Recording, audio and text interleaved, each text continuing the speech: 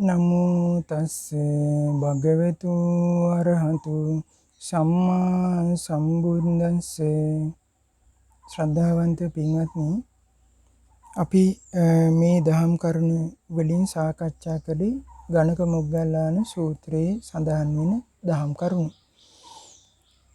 ඉතින් ගණක මොග්ගල්ලාන කියන බ්‍රාහ්මණයා බුදුරජාණන් වහන්සේ බැහැ දකින්න පැමිණිලා බුදුරජාණන් වහන්සේගෙන් අසා සිටියා, භාග්‍යතුන් වහන්සේ මේ ධර්ම විනීත් අනුපිළිවෙලින් පුරුදු කරගන්න ඕන ප්‍රතිපදාවක්, අනුපිළිවෙල ක්‍රියාවක්, අනුපිළිවෙල වැඩපිළිවෙලක් පෙන්වලා දෙන්න පුළුවන්ද කියලා.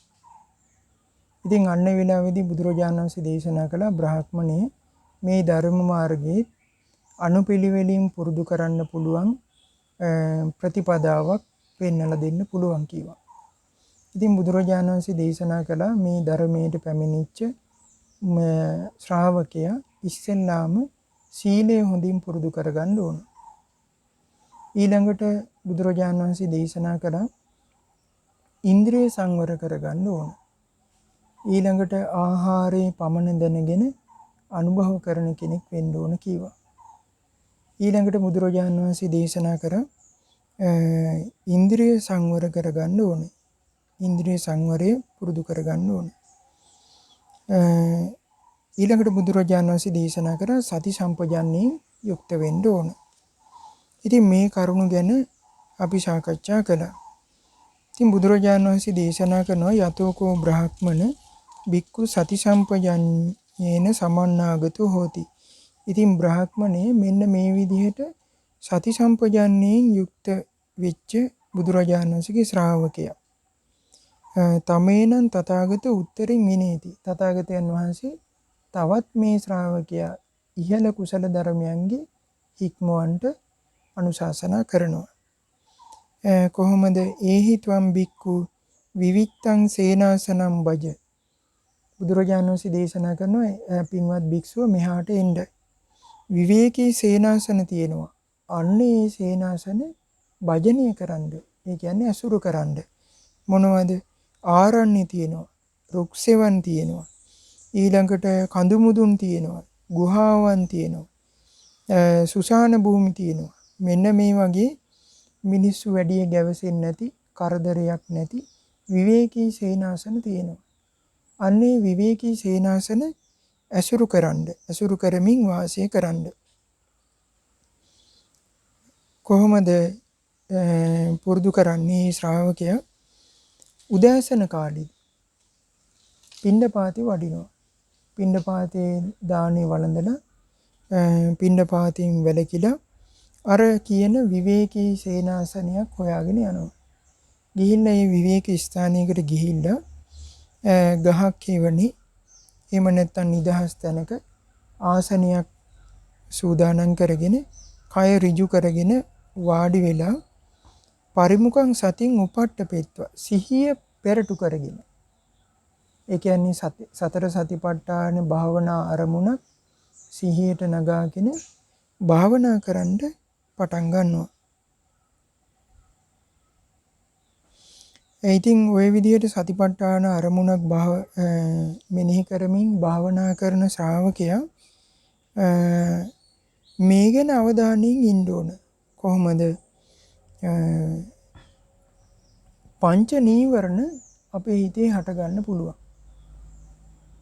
ඒ කියන්නේ අපි සතර සතිපට්ඨාන භාවනා අරමුණක් මෙනෙහි කරනවා. කොහොමද? අපි ආනාපාන සති භාවනාව වෙන්න පුළුවන්. එහෙම නැත්නම් ධාතු මනසිකාර භාවනාවක් වෙන්න පුළුවන්. එහෙම නැත්නම් අසුභ භාවනා අරමුණක් වෙන්න පුළුවන්. එහෙම නැත්නම් මරණ සතිය වෙන්න පුළුවන්. එහෙම නැත්නම් නවසීවතික භාවනා අරමුණක් වෙන්න පුළුවන්. එහෙම නැත්නම් මෛත්‍රී, කරුණා, මුදිතා, උපේක්ඛා කියන මේ බ්‍රහ්ම විහාර භාවනාවක් වෙන්න පුළුවන්. ඉතින් මේ කුමන හෝ භාවනාවක් පුරුදු කරන බුදුරජාණන් වහන්සේගේ ශ්‍රාවකයා හොඳ අවධානයෙන් යුක්ත වෙනවා. මොනවා ගැනද? පංච නීවරණ ගැන. පංච නීවරණ දුරු කරමින් භාවනා කරන්න පුරුදු වෙනවා. පළවෙනි නීවරණ මොනවාද මේ පංච නීවරණ කියන්නේ? කාමච්ඡන්දේ, ව්‍යාපාදේ, තීන මිද්දේ, උද්ධච්ච කුක්කුච්ච විචිකිච්ඡා. මේ කියන පහට කියනවා පංච නීවරණ. නීවරණ කියන්නේ නිවන ආවරණය කරන නිසා මේවට පංච නීවරණ කියලා කියනවා. ඒ කියන්නේ කුසල් ආවරණය කරනවා. අපේ හිත අකුසලයට යොදවනවා. ඉතින් මේ පංච නීවරණ අවදි වෙලා තියෙන වෙලාවකට බුදුරජාණන් වහන්සේ දේශනා කළා ශ්‍රද්ධා, විරිය, සති, සමාධි, ප්‍රඥා කියන මේ පංච ඉන්ද්‍රියන් යටපත් වෙනවා කියලා. එහෙනම් කුසල් යටපත් වෙලා අකුසල් ඉස්මතු වෙනවා මේ පංච නීවරණයන් බලවත් වෙනකොට. එතකොට අපි භාවනා කරද්දී කාම අරමුණකට හිත යන්න දෙන්නේ නැහැ. කාම අරමුණක් කියන්නේ ඔන්න අපි මොනවා හරි ගමනක් බිමනක් යනකොට වැඩපොළ කරද්දී අපි ඇහෙන් රූප දකිනවා. ඒ දැකපු ප්‍රියමනාප රූප අපි මෙනෙහි කරනවා. කල්පනා කරනවා. ඒ ප්‍රියමනාප රූප ඔස්සේම හිත ඇදිලා යනවා. එහෙම නැත්නම් කණෙන් අහපු ප්‍රියමනාප ශබ්දයක් ඔස්සේ හිත ගමන් කරනවා. හිත යනවා. ඒ ඔස්සේ මෙනෙහි කර කර යනවා. එතකොට එයාගේ භාවනාව අමතක වෙලා අර කරන අර අහපු ප්‍රියමනාප ශබ්දය ඔස්සේ හිත යනවා. එහෙම නැත්නම් අපි කාපු කෑමක් ගැන කල්පනා කරනවා. රස විඳපු කෑමක් ගැන හිතනවා. අර කෑම මෙහෙම තිබුණා කිය හිතනවා. එතකොට එයා කර කර හිටපු භාවනාව අමතක වෙලා අර කාපු බීපු දේවල් රස විඳපු දේවල් ඔස්සේ තමයි හිත යන්නේ. එතකොට තේරුම් ගන්න ඕනේ කාමයට හිත වැටිලා කියලා. ඊළඟට තව දෙයක් තමයි අපි දුවදරුවෝ ගැන කල්පනා කරනවා නම් අපි ඔන්න භාවනා කරන්න ගිහිල්ලා අපේ දරුවෝ ගැන හිතනවා. දරුවෝ ගැන කල්පනාවට වැටෙනවා. ඒ ඔස්සේම හිත යනවා. එතකොට තේරුම් ගන්න මගේ හිත කාමයට වැටුණා කියලා. එතනින් හිත නිදහස් කරගෙන නැවත හිත පිහිටුව ගන්න. ඒ භාවනා අරමුණේ සිහිය පිහිටුව ගන්න. අසුභ භාවනාව නම් කරන්නේ කල්පනා කරන්න මම මේ දැන් දරුවෝ ගැන හිතන්නේ නෙමෙයිනේ වාඩි උනේ. මම අසුභ භාවනාව කරන්න සූදානම් කියලා හොඳට සිහිය පිහිටුවාගෙන නැවත අසුභ සංඥාව මෙනෙහි කරන්න ඕන. ඊළඟට අපි ඔන්න කල්පනා අපි භාවනා කරගෙන යනකොට සමහර විට රැකී ආරක්ෂා කරන දේවල් ගැන මතක් වෙන්න පුළුවන්. ගෙවල් දොරවල් යාන වාහන ඉඩ කඩම් වතු පිටි ගැන මතක් වෙන්න පුළුවන්. එතකොට ඒක බැහැර කරලා නැවත භාවනා අරමුණේ හිත පිහිටුව ගන්න ඕන. එහෙම නැත්නම් අපේ හිත සමහර විට කාමයට හිත යන්නේ අපේ හිත ද්වේෂයට හිත වැටෙනවා. කවුරු හරි අපිට බැනපු දෙයක්, කවුරු හරි අපිට හතුරුකමක් කරපු එකක් මතක් වෙනවා. ඒ ඔස්සේම යනවා. අසවල් කෙනා මට මෙහෙම කරා, අසවල් දේ මගේ පැහැරගත්තා. මට හානියක් කළා කී අපි හිතනවා. එතකොට තේරුම් ගන්නවා මගේ හිත ද්වේෂයට වැටිලා දැන් තියෙන්නේ. මම මේ ද්වේෂය පුරුදු කරන්න නෙමෙයිනේ වාඩි උනේ. මගේ භාවනා අරමුණ මම පුරුදු කරන්න ඕනේ කියලා නැවත සිහිය පිහිටුව ගන්න. පිහිටුවගෙන හොඳින් සිහිය පිහිටුවාගෙන නැවත භාවනාව පුරුදු කරන්න ඕනේ. අන්න එතකොට යාට ව්‍යාපාදයෙන් හිත නිදහස් කරගන්න පුළුවන්. ඊළඟට එහෙම නැත්නම් තීන මිද්දේට හිත වැටෙනවා. නිදිමතට අලසකමට හිත යනවා. එතකොට ඒකත් තේරුම් අරගෙන ඒකෙනුත් හිත නිදහස් කරගන්න ඕන. එහෙම නැත්නම් උද්ධච්ච කුක්කුච්ච. ඒ කියන්නේ හිත විසිරෙනවා. ඒක අරමුණක හිත පිහිටුවා ගන්න බැරුව යනවා. ඒ භාවනා කරන ඒ අරමුණේ හිත පිහිටන්නේ. එහෙම නැත්නම් දැන් භාවනා කරන්න බෑ කියලා හිතෙනවා. පස්සේ වෙලාවක පුරුදු කරමු කියලා හිතෙනවා. දැන් නම් හරියන්නේ හිත පිහිටුවා ගන්න බෑ කියලා හිතෙනවා. එතකොට මේ කරුණු දෙකක් අපි තේරුම් ගන්න. සමහර වෙලාවට සමහර කෙනෙක් හිතනවා කාමයේ ඔස්සේ හිත යනකොට එයා හිතනවා මගේ හිත විසිරෙනවා කියලා. එතකොට එහෙනම් කාමච්ඡන්ද නීවරණයයි උද්ධච්ච කුක්කුච්ච නීවරණයයි තේරුම් අරගන්න ඕන. කාමච්ඡන්දයට හිත ගියාම තියෙන දෙයක් තමයි ගෙවල් දොරවල් යාන වාහන වැඩ ඒවා ගැන හිතා ඉන්නවා වාඩි වෙලා ඉන්න පුළුවන්. වාඩි වෙලා ඉන්න බැරි කමක් නෑ. හැබැයි හිත විසිරිච්චාම තේරුම් ගන්න එයාට වාඩි වෙලා ඉන්න හිත දෙන්නේ. දැන් බෑ කියලා හිතෙනවා. ගෙදර දොරේ වැඩ කටයුත්තක් කරනවා. එක්ක යාළුවොත් එක්ක මොනවා හරි කතා බහක් කරනවා. එහෙම නැත්නම් ටීවී බලනවා. වෙන මොනවා හරි දෙයක් කරන්න හිතෙනවා. ඒ කියන්නේ අර භාවනා අරමුණට හිත පිහිටුවා ගන්න කැමැත්තක් නැහැ. හිත විසිරිලා.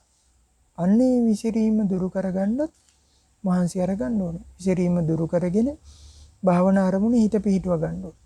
එතකොට අපේ හිත විසිරීලා තියෙන්නේ කියලා අපි අඳුනගත්තොත් ඒක අපි එතකොට සාමාන්‍යයෙන් විදර්ශනා භාවනාවක් කරන්නේ නැහැ ඒ වෙලාවට. ඒ වෙලාවට හිත සංසිඳන භාවනාවක් තමයි කරන්නේ. සමත භාවනාව. බුද්ධානුස්සතිය කරන්නේ. එහෙම නැත්නම් ධම්මානුස්සතිය වඩනවා. එහෙම නැත්නම් සංඝානුස්සතිය වඩනවා. එහෙම නැත්නම් මෛත්‍රී භාවනාව කරනවා. මේ වගේ සමත භාවනාවක් තමයි පුරුදු කරන්න ඕන. එතකොට හිත විසිරීලා නම් තියෙන්නේ හිත සංසිඳන භාවනාවක් කරන්න ඕන. අන්න එතකොට එයාට හිත සංසිඳව ගන්න පුළුවන්. ඉතින් හිත සංසිඳව ගත්තොත් එයාට හිත සංසිඳුණට පස්සේ නැවත එයාට විදර්ශනා භාවනාවකට යොමු වෙන්න පුළුවන් ඕන. ඉතින් ඒ නිසා මේ උද්ධච්ච කුක්කුච්චය කියන එකත් තේරුම් අරගන්න ඕනේ. ඉතින් ඒ විදිහට හිත ගොඩක් විසිරීලා යනකොට එයාගේ හිත පසුතැවීමටත් වැටෙනවා. පසුතැවීමට වැටෙනකොට තව තවත් හිත විසිරෙනවා. අනේ මට භාවනා කරන්න බෑනේ, මම මේ අච්චර කාලයක් භාවනා කරන්න පුරුදු වුණා, මට කරගන්න බෑ. කීකී හිත පසුතැවෙනවා. පසුතැවීම දිගටම තිබුණොත් නැවත නැවත හිත විසිරෙනවා. හිත එකඟ කරගන්න හම්බෙන්නේ. පසුතැවෙන්න නෙවෙයි අවශ්‍ය. උද්ධච්ච කුක්කුච්ච කියන නීවරණය බැහැර කරගෙන සතිපට්ඨාන අරමුණේ හිත පිහිටුවා ගන්නයි අවශ්‍ය. ඒක අපි හොඳින් තේරුම් අරගන්න ඕනේ. ඊළඟට සැකේ මතුවෙනවා. පංච නීවරණ වලින් පස්වෙනි නීවරණය තමයි සැකේ. කෙනෙකුට කාමච්ඡන්දය ඇති වෙන්නේ නැති වෙන්න පුළුවන්. ව්‍යාපාදයට හිත යන්නෙත් නැහැ. තීන මිද්දයට හිත යන්නෙත් නැහැ. හිත විසිරෙන්නේ පසුතැවෙන්නෙත් නැහැ. හැබැයි එයා හිතනවා මම මේ කරන වැඩේ හරිද දන්නේ. මම මේ කරන භාවනාවෙන් මගේ හිත සමාධියක් ඇති කරගන්න පුළුවන්ද දන්නේ. මට ජීවිත අවබෝධයක් ඇති කරගන්න පුළුවන්ද දන්නේ. මේ මම මේ කරන විදිහ වැරදිද හරිද දන්නේ. කීකේ සැක කරනවා. එහෙම නැත්නම් බුදුරජාණන් වහන්සේ ගැන සැක කරනවා. ධර්මයේ ගැන සැක කරනවා. එතකොට සැකේ හිතට එනවනම් අපි සැකේ පුරුදු කරන්න නෙවෙයි දැන් මේ වාඩි වුනේ කියලා තේරුම් ගන්න ඕනේ. ඒ සැකේ ඇති කරන කාරණාව පැත්තකින් තියලා අපි ධර්මයේ මෙනෙහි කරන්න ඕනේ. නැවත නැවතත් සැකේම හිතට එනවනම් ඒ වෙලාවට අපි චතුරාර්ය සත්‍ය ගැන මෙනෙහි කරන්න. චතුරාර්ය සත්‍ය ගැන විවාදයක් ඇති කරගන්න යෙදෙන කාරණාවක් නෙවෙයි. චතුරාර්ය සත්‍ය ගැන හිතනකොට අපට යන්තම් හරි තේරුම් ගන්න පුළුවන් මේ ධර්මයේ සත්‍යයක් කියලා. චතුරාර්ය සත්‍ය කල්පනා කරදී බුදුරජාණන් වහන්සේ ගැන හොඳට පැහැදුණු සිතක් ඇති කරගන්න පුළුවන්. ධර්මයේ ගැන ශ්‍රාවක සංඝයා ගැන පැහැදුණු හිතක් ඇති කරගන්න පුළුවන්. අන්නේ පැහැදුණු සිත බලවත් වුණොත්, ශ්‍රද්ධාව බලවත් වුණොත් අර සැකය කියන එක ටික ටික දුර වෙලා යනවා. කාලයක් යනකොට සම්පූර්ණයෙන් මේ සැකය කියන නීවරණ දුරු කරගෙන භාවනාව කරදරයක් නැතුව පුරුදු කරගන්න පුළුවන්. ඉතින් බුදුරජාණන් වහන්සේගේ ශ්‍රාවකයා විවේකී ස්ථානයකට ගිහිල්ලා මෙන්න මේ පංච නීවරණයන්ගෙන් හිත නිදහස් කරමින් භාවනා කරන්න පුරුදු වෙනවා. ඉතින් මේ විදිහට පංච නීවරණයන්ගෙන් හිත නිදහස් කරගන්නකොට එයා කරන භාවනා අරමුණේම හිත පිහිටුවා ගන්න පුළුවන්.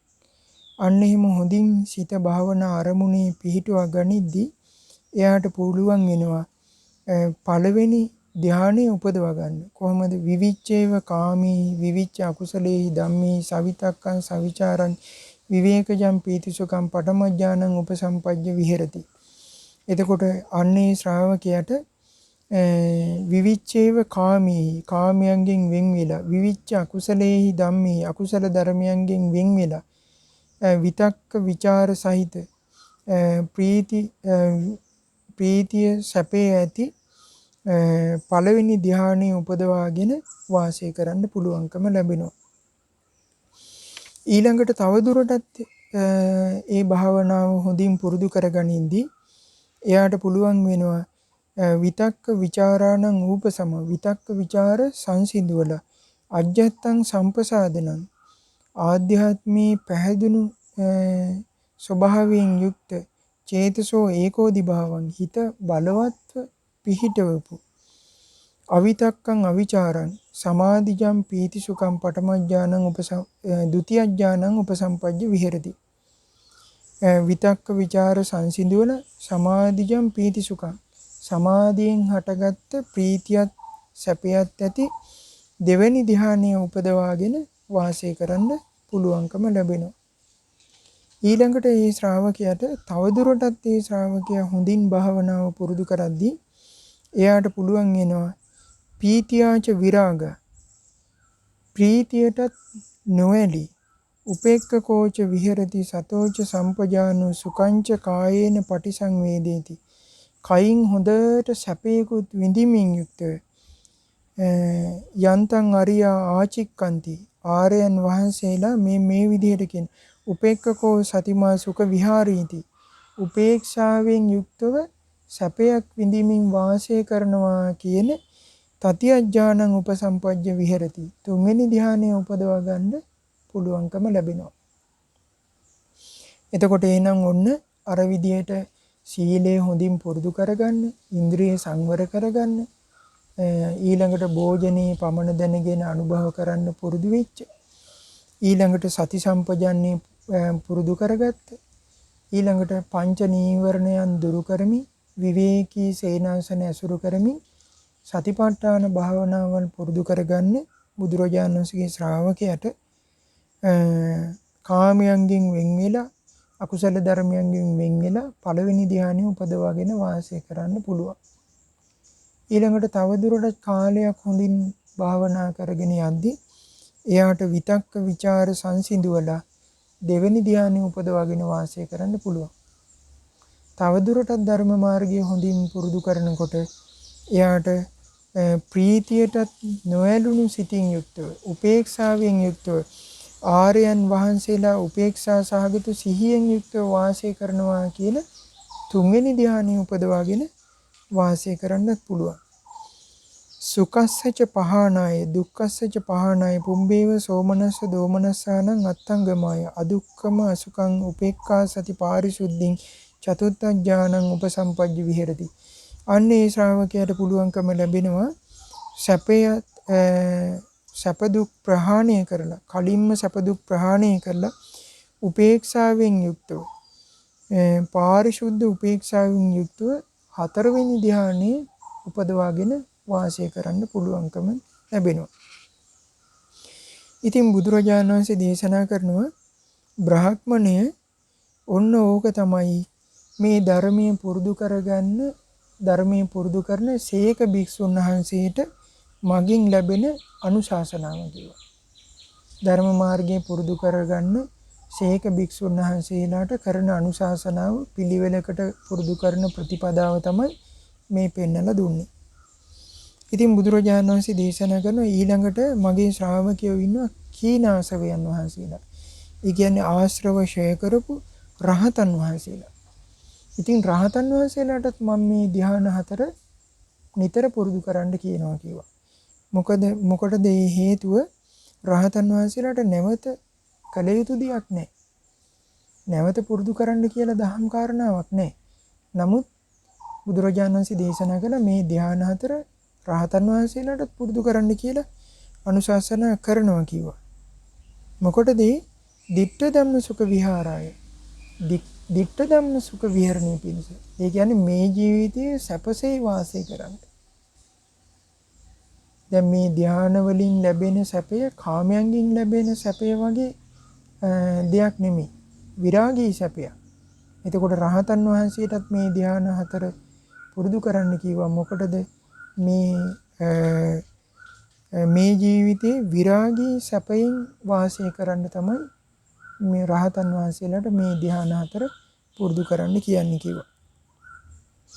ඉතින් මේ විදිහට ගණක මොග්ගල්ලාන බ්‍රාහ්මණයාට මේ දේශනාව බුදුරජාණන් වහන්සේ කළා.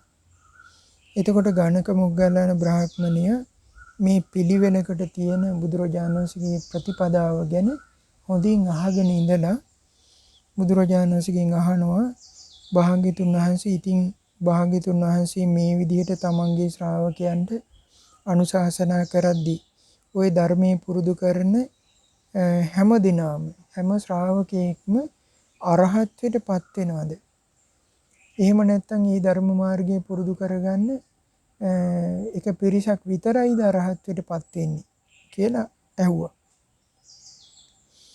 එතකොට බුදුරජාණන් වහන්සේ දේශනා කරනවා බ්‍රාහ්මණී ඒ කාරණාව මම ඔබෙන්ම අහන්න. බ්‍රාහ්මණී ඔබ මෙහෙම හිතන්න.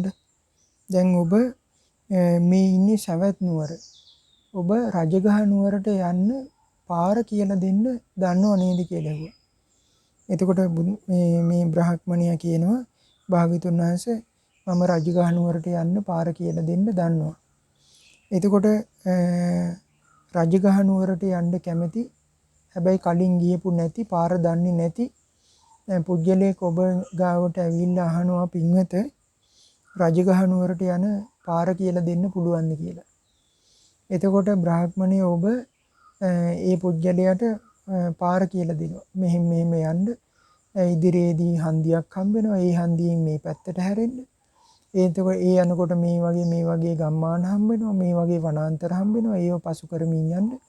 ඊට පස්සේ ආය හන්දියක් හම්බ වෙනවා. ඒ හන්දියෙන් මේ විදිහට හැරෙන්න කියලා මේ විදිහට පාර කියලා දෙනවා.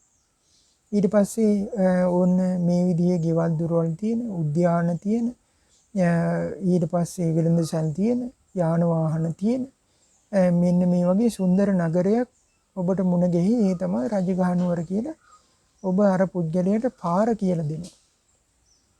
ඉතින් බ්‍රාහ්මණේ ඔය පුජ්‍යලය ওই විදිහට ඔබ කියලා දුන්න පාර අහගෙන මෙතනින් පිටත් වෙලා ගිහිල්ලා එයා හැරෙන්න කියපු නැති තැනකින් වෙන තැනකින් වෙන දිහාවකට හැරෙනවා. හැරිලා යනවා. එතකොට බ්‍රාහ්මණේ මොකද වෙන්නේ? අනේ භාග්‍යතුන් වහන්සේ ඒකට මට කරන්න දෙයක් නැහැ කිව්වා. ඒ පුජ්‍යලයා මම කියපු විදිහට නෙමෙයි කරේ. හැබැයි බ්‍රාහ්මණේ තව කෙනෙක් ඉනවා. එයා ඔබ කියපු විදිහටම පාරේ හැරි යනවා. ඒ පුජ්‍යලයට කරදරයක් නැතුව රජගහ නුවරට යන්න පුළුවන් නේද? එතකොට බුදුරජාණන් වහන්සේ අහනවා බ්‍රාහ්මණේ එතකොට රජගහ නුවර කියලා දෙයක්ත් තියෙද්දි පාර කියලා දෙන්නත් ඔබ ඉඳද්දි රජගහ නුවරට යන්න පාර හොඳට පැහැදිලිව තියෙද්දි ඒ පාර ගැන කියලා දෙද්දි එක පුජ්‍යලයක රජගහ නුවර යන්නත් තව කෙනෙක් රජගහ නුවර යන්නේ නැතුව වෙන දිහාවල් යන්නත් හේතුව මොකද කියලා ඇහුවා. එතකොට කිව්වා අනේ භාග්‍යතුන් වහන්සේ ඉතින් මම මොකද කරන්නේ? මම පාර කියලා දෙන්න කෙනා විතරයි කිව්වා. එතකොට බුදුරජාණන් වහන්සේ දේශනා කරනවා බ්‍රාහ්මණේ අන්න ඒ වගේ තමයි මමත්. නිවන කියලා දෙයක්ත් තියෙද්දි නිවන් දකින්න ආර්ය ශ්‍රාංගික මාර්ගයේ නැමැති පැහැදිලි මාර්ගයකුත් තියෙද්දි ඒ මාර්ගයේ පෙන්වන්න තථාගතයන් වහන්සේත් වැඩ ඉඳද්දි හැබැයි තථාගතයන් වහන්සේගේ අනුශාසනාව බැහැර කරලා Tamanට හිතන දේවල් කරනවා නම් කෙනෙක් එයාට බුදුරජාණන් වහන්සේගේ ධර්මය පුරුදු කරන්න හම්බෙන්නේ නැහැ. එයාට දුකින් නිදහස් වෙන්න හම්බෙන්නේ නැහැ. එයාට විමුක්තියක් සාක්ෂාත් කරන්න නිවන අමා මහ නිවන සාක්ෂාත් කරන්න හම්බෙන්නේ නැහැ. හැබැයි බුදුරජාණන් වහන්සේ දේශනා කරන බ්‍රාහ්මණය මම කියපු විදිහට මේ ප්‍රතිපදාව පුරුදු කරගන්නවා නම් අන්නේ ශ්‍රාවකයන්ට මේ සංසාර දුක කෙලවර කරලා අමා මහ නිවන සාක්ෂාත් කරන්න පුළුවන් කියලා බුදුරජාණන් වහන්සේ දේශනා කළා. එතකොට මේ ගණක මොග්ගල්ලාන බ්‍රාහ්මණයා මේ දේශනාව අසා සිටියා. අසා ඉඳලා බුදුරජාණන් වහන්සේට මේ විදිහට ප්‍රකාශ කළා. භාග්‍යතුන් වහන්සේ නම් සටකපට මායා තියෙන පුජ්‍යලිය ඇසුරු කරන කෙනෙක් නෙමෙයි කිව්වා. කට්ට කෛරාටික පුජ්‍යලිය ඇසුරු කරන කෙනෙක් නෙමෙයි කිව්වා. හැමතිස්සෙම වාචාල දේවල් කියව ඉන්න කටට එන දේවල් කියව ඉන්න හිස් බස් දොඩන පුද්ගලයෝ ඇසුරු කරන කෙනෙක් නෙමෙයි. තථාගතයන් වහන්සේ නම් මේ වගේ පුද්ගලයන් සමග භජනයක් නැහැ, ඇසුරක් නැති කෙනෙක් විදිහටයි මට නම් තේරෙන්නේ. භාග්‍යතුන් වහන්සේ ඒ වගේමයි. භාග්‍යතුන් වහන්සේ සටකපට මායා නැති, වංචනික ක්‍රියාවන් නැති, සංසිඳුණු සිතක් ඇති පුද්ගලයන් ඇසුරු කරන කෙනෙක් වගේ තමයි මට නම් තේරෙන්නේ කිව්වා. ඉතින් ගණක මොග්ගල්ලාන බ්‍රාහ්මණයා භාග්‍යතුන් වහන්සේට මේ විදිහට ප්‍රකාශ කළා. ඒකල ගණක මොග්ගල්ලාන බ්‍රාහ්මණයා කියනවා භාග්‍යතුන් වහන්සේ මුල් වලින් සුවඳ හමන දේවල් අතරින් කළු අගිල් ගහ අග්‍ර වෙනවා කිව්වා. ඊළඟට අරටුවෙන් සුවඳ හමන දේවල් අතරින් රත් හඳුන් අරටුව තමයි අග්‍ර වෙන්නේ කිව්වා. ඊළඟට මල් වලේ සුවඳ හමන මල් අතරින් අග්‍ර වෙන්නේ දෑසමන් මල් කිව්වා. ඒ වගේමයි භාග්‍යතුන් වහන්සේ මේ ෂඩ්ශාස්ත්‍රූවරුන්ගේ මේ නොයේක ආගම් අතරින් අග්‍ර වෙන්නේ තථාගතයන් වහන්සේගේ ධර්මයයි කියලා මට නම් හිතෙන්නේ කිව්වා. එතකොට බලන්න පින්වත්නි, බුදුරජාණන් වහන්සේගේ ධර්මය අහපු මේ අන්‍යාගමික පුද්ගලී, මේ ගණක මොග්ගල්ලාන කියන්නේ කලින් බුදුරජාණන් වහන්සේ අරණ ගියපු කෙනෙක් නෙමෙයි, වෙනත් ආගමක පුද්ගලෙක්. මේ බුදුරජාණන් වහන්සේගේ දේශනාව අහගෙන ඉඳලා එයා කියනවා භාග්‍යතුන් වහන්සේ මුල් වලින් සුවඳ හමන දේවල් අතරින් කළු අගිල් ගහ අග්‍ර වෙනවා වගේ, ඊළඟට අරටුවෙන් සුවඳ හමන දේවල් අතරින් රත් හඳුන් ගහ අග්‍ර වෙනවා වගේ, සුවඳ හමන මල් අතරින් දෑසමන් මල් අග්‍ර වෙනවා වගේ මේ ලෝකේ තියෙන මේ නොයේක් විකාර ආගම් අතරින් බුදුරජාන් වහන්සේගේ ධර්මය නම් අග්‍ර වෙනවා, ශ්‍රේෂ්ඨ වෙනවා කිව්වා. ඊළඟට බුදුරජාන් වහන්සේට කියනවා මේ බ්‍රාහ්මණයා අභික්කන්තම් බෝ ගෝතම, අභික්කම් ගෝතම භාග්‍යතුන් වහන්සේ ඊටාම කාන්තයි, ඊටාම ලස්සනයි. භාග්‍යතුන් වහන්සේගේ දේශනාව සේයතාපි බෝ ගෝතම නික්කුජ්ජිතං වා උක්කුජ්ජය.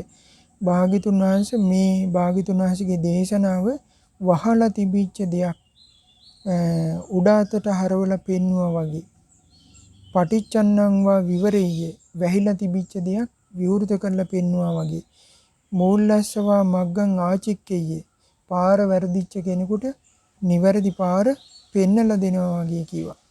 අන්ධකාරේවා තේලපජ්ජෝතං ධාරෙය්‍ය, අන්ධකාරයේ ඉන්න පුද්ගලයෙකුට රූප දකින්න කියලා හිතාගෙන තෙල් පහනක් පත්තු කරා වගේ.